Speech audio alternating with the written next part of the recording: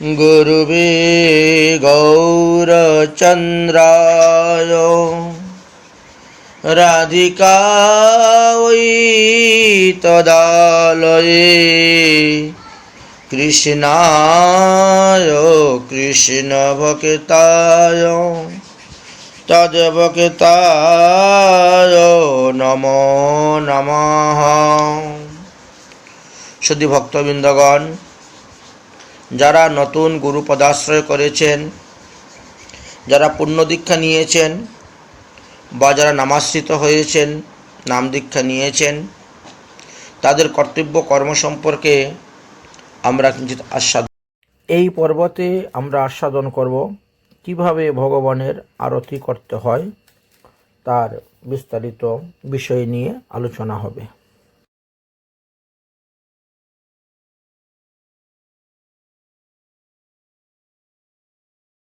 এইবার ভোগ হয়ে গেল, এবার তুমি আরতি করতে হবে। আরতির জন্য তুমি প্রস্তুত হয়ে যাও, আরতি করার জন্য প্রস্তুত হও। তো আরতি করতে গেলে আমাদের পিতলের একটা ধূপের পাত্র আনতে হবে। লোহার পাত্রে আরতি করা নিষিদ্ধ আছে, ধূপের জন্য আনতে হবে। নারকেলের ছুলা দিয়ে, গুলুর দিয়ে, ধূপ দিয়ে, এতে একটু ঘি, একটু অগুরু, একটু তুলসী, কী বলা হয়, একটু কর্পুল ইত্যাদি দিলে খুব সুবাসিত সেন্ট হয়, খুব ঘ্রাণ হয় ধূপের ধুমার মধ্যে। আচ্ছা, ধূপটাকে জ্বালানোর পরে তুমি কি করবে, মন্ত্র বলবে, এসো ধূপায় নমঃ। এই মন্ত্র উচ্চারণ করিয়া 1 গণ্ডুর জল দিবে। দেওয়ার পরে অবগৌটন মুদ্রা দেখাইবে, ধেনু মুদ্রা দেখাইবে। আর কি করবে, তারপরে তুমি সেটাকে 2 হাত দিয়ে ধরে মন্ত্র বলবে, বনস্পতি রসৎপুণ্যম ঘ্রাণাঢ্যম ঘাড় উত্তমম আঘ্রাণে সর্বদেবানাং ধূপং অয়ং প্রতিগৃহ্যতাম। এই মন্ত্র বলে ধূপটাকে তুমি উঠো, দাঁড়াও। তোমার 1 পাও থাকবে মাটিতে আর 1 পাও থাকবে তোমার আসনে। তোমার মাথার মধ্যে কাপড় থাকবে, তোমার অর্ধনির্মিত নয়ন থাকবে। নয়নটা যেমন মুজে মুজো নাই, এরকম অর্ধনির্মিত নয়ন থাকবে। প্রথমে কি করবে, ভগবানের নয়ন পর্যন্ত তুমি এই উঠাও, মানে নাসিকা পর্যন্ত এই ধূপটা উঠালে, উঠিয়ে দেখাও, দেখিয়ে চরণে নিয়ে আসো। এইভাবে আপাদমস্তক ধূপটাকে 8 বার দেখাও, গৌরাঙ্গ মহাপ্রভুকে নমঃ। আর মনে মনে মন্ত্র বলবেন, ইদম ধূপং ক্লিং শ্রীং গৌরাঙ্গায় নমঃ বলে 8 বার দেখাইবে। নিত্যানন্দকে 8 বার দেখাও, ইদম ধূপং ক্লিং নিত্যানন্দায় নমঃ। অদ্বৈত প্রভুকে যখন দেখাবে তখন বলবে, ইদম ধূপং অদ্বৈত চন্দ্রায় নমঃ। তারপরে শ্রীকৃষ্ণকে যখন দেখাবে তখন বলবে, ইদম ধূপং শ্রীকৃষ্ণায় নমঃ। দেখেন, বাকি যারা আছেন সবারে শুধু খালি মুখমণ্ডলে 3 বার করে ধূপ তুমি দেখাইবে। ধূপ দেখাইয়া এবার তুমি ধূপটাকে নিচে রেখে দাও। দেখে, হ্যাঁ, ধূপদানিটাকে নিচে রেখে দিয়ে এবার তুমি আরতি করো। আচ্ছা, হ্যাঁ, ওর মধ্যে আবার আছে কথা, তুমি বৃন্দা দেবীকে দেখাবে ধূপ, একসঙ্গে বৃন্দা দেবীকে দেখাবে। ওই যে ঘন্টার মধ্যে গরুর আছে, সে গরুরকে ঘন্টাটা বাধ্য করো,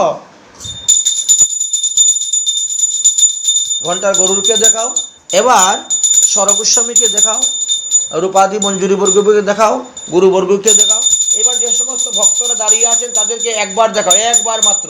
এবার নিচে রেখে দাও, নিচে রেখে দিয়ে হাতটা ধুয়ে নাও। হাতটা ধুয়ে নিয়ে এবার তুমি প্রদীপ দেখো, 1টা প্রদীপও দেখাতে পারো, 3টা প্রদীপও দেখাতে পারো, 7টা, 9টা, তোমার যতটা খুশি দেখাতে পারো। গরুর ঘি দিয়ে কর্পূরযুক্ত প্রদীপ তৈরি করে দেখাতে পারো, তিলের তেল দিয়ে তুমি দেখাতে পারো, সাদা তেল দিয়ে দেখাতে পারো, হ্যাঁ, বা একেবারে অসুবিধা হলো সরিষার তেলও। কিন্তু ব্রতের দিন এগুলো সরিষার দিন চলবে না, ঘি দিয়ে দেখাতে হবে। এই ধূপে কী করবেন, এত দীপ নমঃ বলিয়া একটু জল অর্পণ করতে হবে। তারপর অবগুটন মুদ্রা, ধেনু মুদ্রা দেখাইয়া এখানে একটি তুলসী পাতা অর্পণ করতে হয়। সুপ্রকাশ মহাদীপ সর্বস্মির মিরাপহম সর্বা অন্তর্বাহ্যং জ্যোতি দীপাস্তং প্রতিগৃহ্যতাম। মঙ্গলার্থ মহারাজ নিরাজনো ততঃ পরে সংগৃহান জগন্নাথ কৃষ্ণ চন্দ্র নমস্তুতে। এই কথা বলে তুমি ধূপ দেখাতে শুরু করলে। তা ধূপের নিয়মটা কীরকম আমরা আলোচনা করেছিলাম। প্রথমে ভগবানের নয়ন পর্যন্ত দীপটাকে তুলবেন, তুলে প্রদীপের শিকার দ্বারা ভগবানের মুখ দর্শন করবেন। তারপরে এনে চরণের মধ্যে 4 বার দেখাবেন, নাভিতে 2 বার দেখাবেন, মুখমণ্ডলে 1 বার দেখাবেন, আর সমস্ত শরীরে 7 বার দেখাবেন। এইভাবে গৌরাঙ্গ মহাপ্রভুকে 14 বার দেখানো হচ্ছে, নিত্যানন্দ প্রভুকে 14 বার দেখানো হবে, অদ্বৈত প্রভুকে 14 বার দেখানো হবে এবং শ্রীকৃষ্ণকে 14 বার দেখানো হবে। এটাই হলো নিয়ম। তাহলে আর তুমি মনে মনে মন্ত্র বলবে, কি বলবে? যে ইদম দীপং দর্শয়ামি ক্লিং সিং গৌরাঙ্গায় নমঃ, ইদং দীপং দর্শয়ামি ক্লিং নিত্যানন্দায় নমঃ, ইদং দীপং দর্শয়ামি ক্লিং অদ্বৈত চন্দ্রায় নমঃ, ইদং দীপং দর্শয়ামি ক্লিং কৃষ্ণায় নমঃ। তারপরে যারা আছেন সবার মুখমণ্ডলে 3 বার করে দেখাবেন।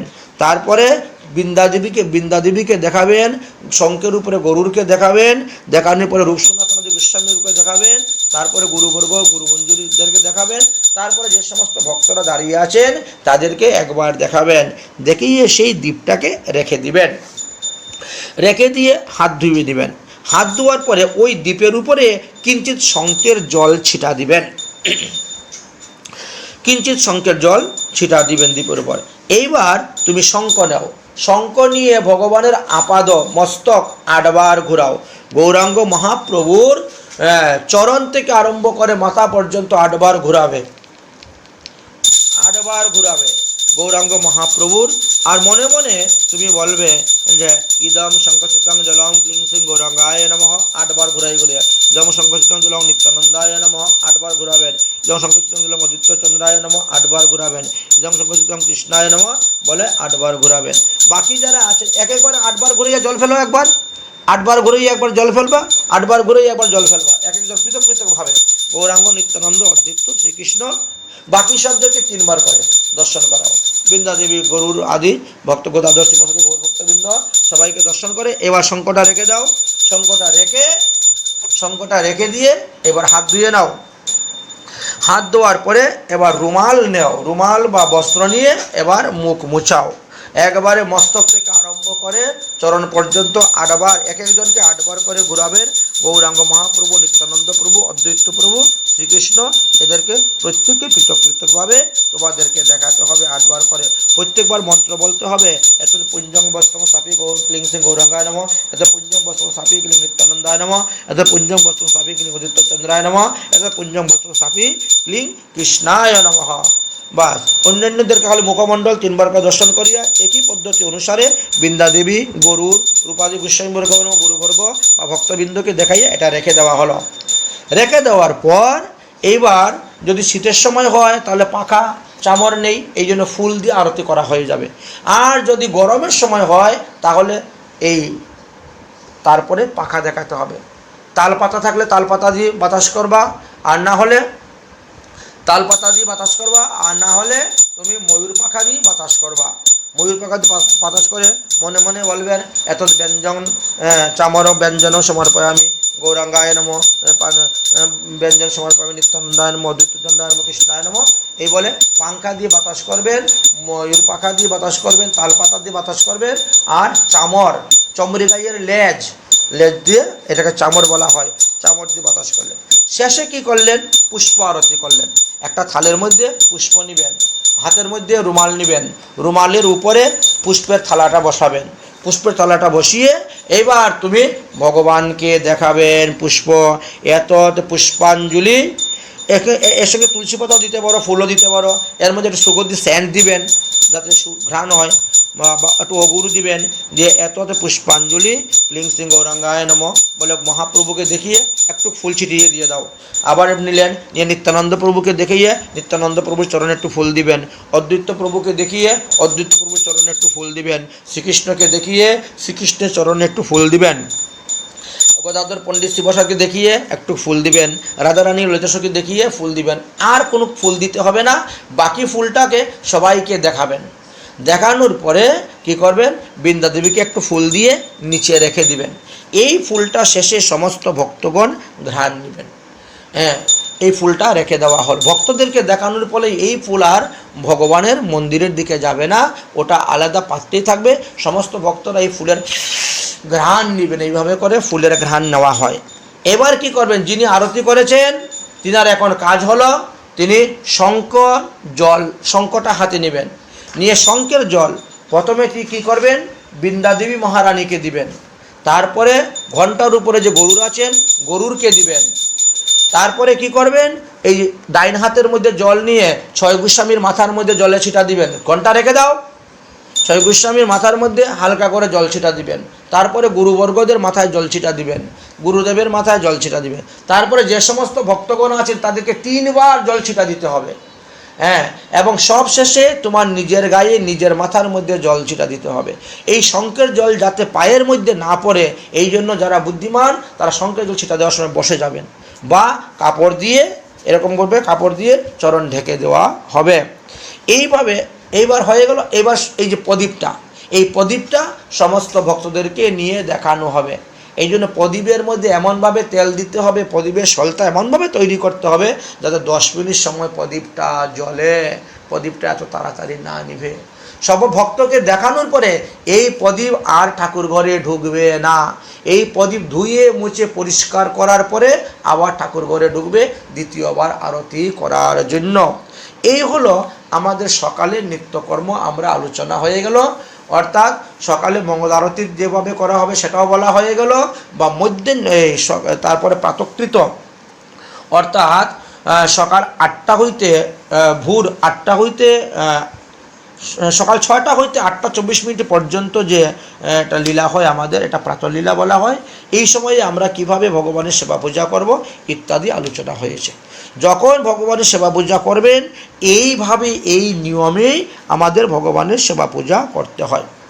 এইবার তুমি তোমার গুরুমন্ত্র জপ করো, বা যাদের গুরুমন্ত্র জপ করা হয়ে গেছে তারা এবার ভগবানের প্রসাদ গ্রহণ করবেন। ভগবানের প্রসাদ গ্রহণ করার পরে কি করবেন, তারা এবার ভগবানের রান্নার জন্য যাবেন। ভগবানের রান্না করতে যখন যাবেন তখন একটা কথা মাথার মধ্যে রাখবেন, মৎস্যভোজী যারা তাদেরকে দিয়ে কখনো ভগবানের ভোগের রান্না করাইতে নাই।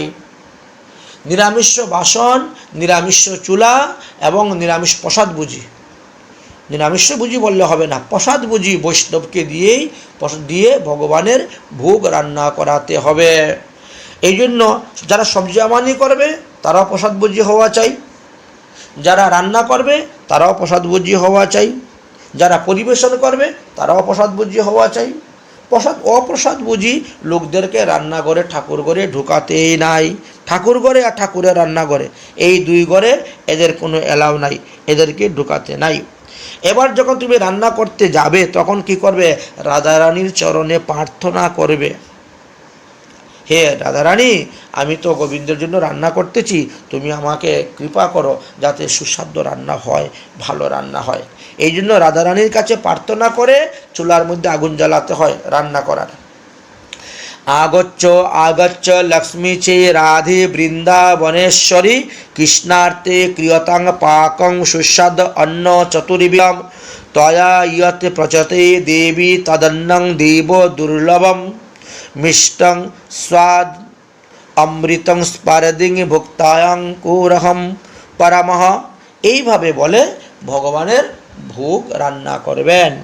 রান্না করার পরে এই যে ভোগ আরতির পদ্ধতির কথা বললাম, এই যে নিয়মের কথা বললাম, এই নিয়মেই মধ্যাহ্নকালেও ভগবানের ভোগ হবে, এই নিয়মেই মধ্যাহ্নকালেও ভগবানের আরতি হবে। ভোগের পরে আরতির পরে কি করতে হয়, ভগবানকে শয়ন দিতে হয়। এই জন্য 12টার মধ্যে এই মহাপ্রভুর মধ্যাহ্নকালীন ভোগের ব্যবস্থা করবেন। ভোগের পরে ঠাকুরকে আবার শয়ন দিবেন, তখন কিন্তু মন্ত্রর দ্বারা শয়ন। রাত্রিবেলা যেভাবে পালঙ্কের মধ্যে শয়ন দেওয়া হয় ফুল তুলসী সব সরিয়ে, ওভাবে নয়, ফুল তুলসী মালা ডালা সবই থাকবে, কিন্তু মন্ত্রের দ্বারা মহাপ্রভুকে তখন দুপুরবেলা শয়ন দেওয়া হয়। মন্ত্র কি বলবেন, আয়ুতাব্যাং বিশলাব্যাং শীতলাব্যাং কৃপানিদে করুণাধয়ং পাত্রং নিদ্রাং করতো জগৎপতে। রাধারানী কৃষ্ণকে শয়ন দিবেন কি মন্ত্রে, শ্রী গোবিন্দ পরমানন্দ যুগনিদ্রা বিতিম্বতাং রাধায়া পুষ্পসজ্জায়াং দাসীগণ নিষেবিতা। এই মন্ত্র বলে তুমি ওই ভগবানের পর্দা টেনে দিবে। পর্দা টেনে দিয়ে ঠাকুর শয়ন হয়ে গেল। এবার ঠিক 3টা 36 বিকাল 3টা 36 বা 4টার সময় গিয়ে তুমি হাততালি দিয়ে ঠাকুর জাগাবে।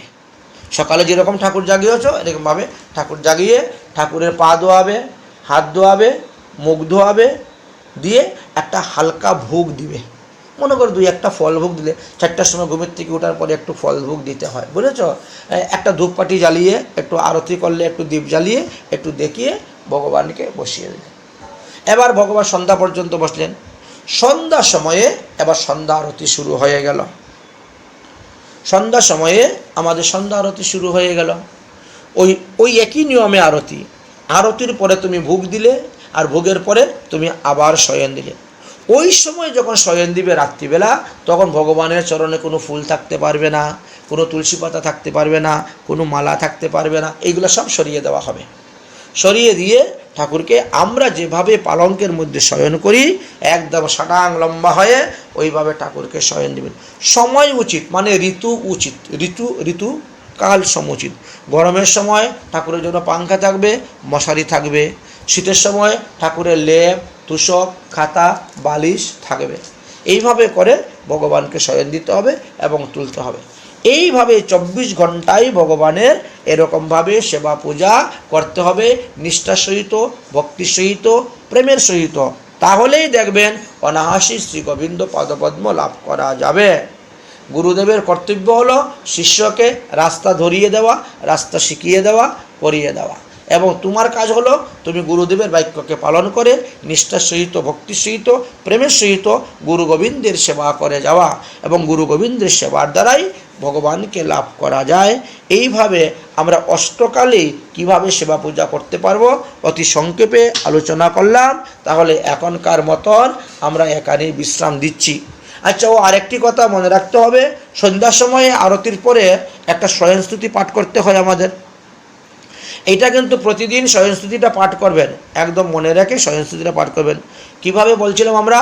আজানো লম্বিত ভুজ কনকাবদাতো সংকীর্তনৈকপিতরো কমলায়তাক্ষো বিশ্বাম্ভরো দ্বিজবরো যুগধর্মপালো বন্দে জগৎপ্রিয়করো করুণায়বতারো নমো ত্রিকালসত্তায় জগন্নাথসুতায় চ সবিতরায় সুপুত্রায় সকলত্রায় তে নমঃ।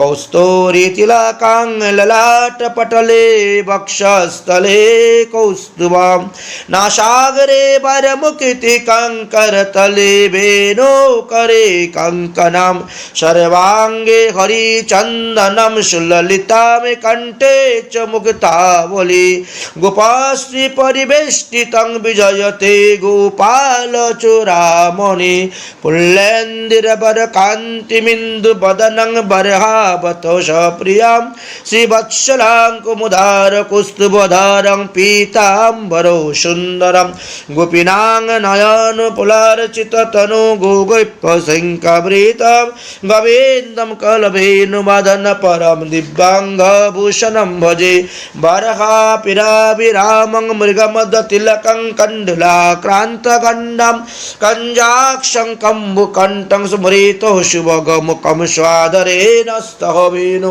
श्यामं शान्तं त्रिभङ्गरविकरवसनं भूषितं वैजयन्तं वन्दे वृन्दावनस्थं युवती शतवृत्तं ब्रह्मगोपालवेशयं राधिका शरत इन्दुनिन्दिमुखमण्डले कन्तले विचितिरवेणु चम्पकपुष्पशोभनि नीलपट्टयङ्गे शुभेताखे यादयूरनि वन्दे जय श्रीपादपद्म विश्वभानु नन्दिनी प्रेमे घूर्णितो नयनपूर्णितो चञ्चलमृदुगति निन्दिताम् वदनमण्डल चादनिरमल वचनयामृत खण्डितम् অসীম গুণ জনে তারিলে জগ জনে মুহে কাহে কর বঞ্চিত জয়তি জয় বসু জাহ্নবা প্রিয় দেহি এসপ দান্তিকম। তারপরে अच्युतं केशवं राम नारायणं कृष्ण दामोदरं वासुदेव हरिं श्रीधरं माधवं गोपिकावल्लभं राधिका नायकं कृष्णचंद्र भजाम्यहं राधिका नायकं कृष्णचंद्र भजाम्यहम এইভাবে বলে ভগবানকে প্রণাম করবেন। আচ্ছা, আরেকটি কথা হলো, যতবার ভগবানের সেবা করবেন, পূজা করবেন, ততবার ভগবানের চরণে ক্ষমা প্রার্থনাটা চাইবেন। বিভিন্নভাবে বিভিন্ন জায়গায় ক্ষমা প্রার্থনার মন্ত্র দেওয়া আছে, অতএব সেই অনুসারে তোমরাও দেখে নিবা। মনোহর ভজন দীপিকা আদি ইত্যাদি গ্রন্থেতে লেখা আছে, সেই মন্ত্র অনুসারে ভগবানের চরণে সর্বদাই ক্ষমা প্রার্থনা করবেন। যদি সামর্থ্য থাকে তাহলে ষোড়শ উপচারে ভগবানের পূজা করবেন, সামর্থ্য থাকলে না হলে পঞ্চ উপচারে ভগবানের পূজা করবেন, অথবা দশ উপচারে ভগবানের পূজা করবেন। এইভাবে ভগবানের পূজা করার কথা সর্বশাস্ত্রে বর্ণন করে গিয়েছেন। পুরুষোত্তম স্তোত্র মন্ত্রের দ্বারা যদি করতে পারো তাহলে তো আরও ভালো, অতি উত্তম। তথাপিও আমি যেভাবে অতি সংক্ষেপে বললাম সেভাবেও পূজা করতে পারো। পূজা অন্তে আমাদের পূজা করতে গেলে আমাদের মন্ত্র উচ্চারণ ভুল হয়, ক্রিয়ার ভুল হয়, মুদ্রার ভুল হয়। এই জন্য তোমরা কিন্তু ভগবানের চরণে ক্ষমা প্রার্থনাও চেয়ে নিবা। তবে ক্ষমা প্রার্থনাটা সকালবেলা পূজার সময়ই ভালো।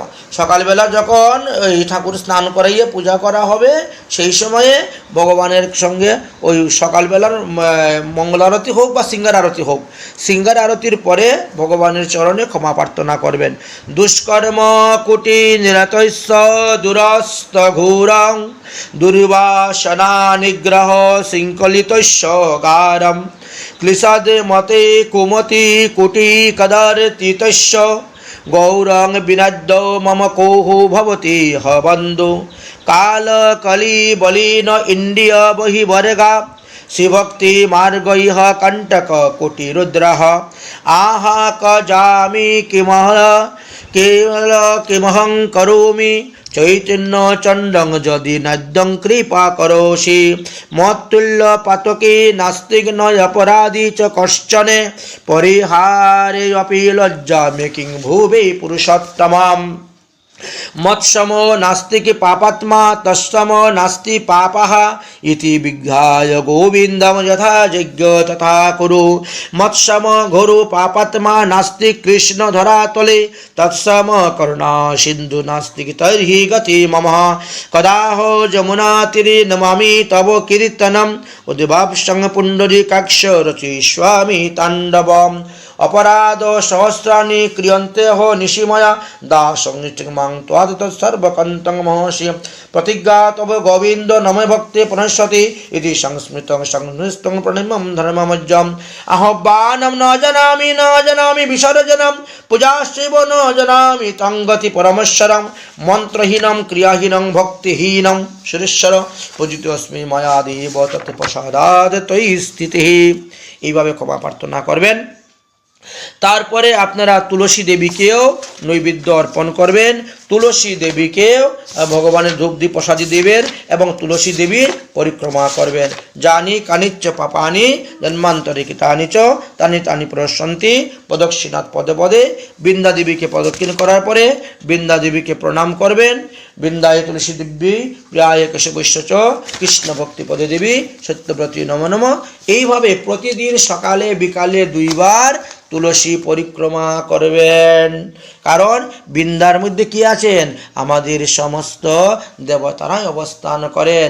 এই যে বৃন্দা তুলসী বৃক্ষের মূলেতে স্বয়ং ভগবান বিষ্ণু বসে আছেন, স্কন্দেতে ব্রহ্মা বসে আছেন, শাখাতে মহাদেব বসে আছেন, প্রশাখাতে অনেক দেবতারা বসে আছেন, পত্রেতে এইভাবে অষ্টবসু আদি সবাই বসে আছেন। এই জন্য আমাদের প্রত্যেকের কর্তব্য প্রতিদিন তুলসীকে পরিক্রমা করা।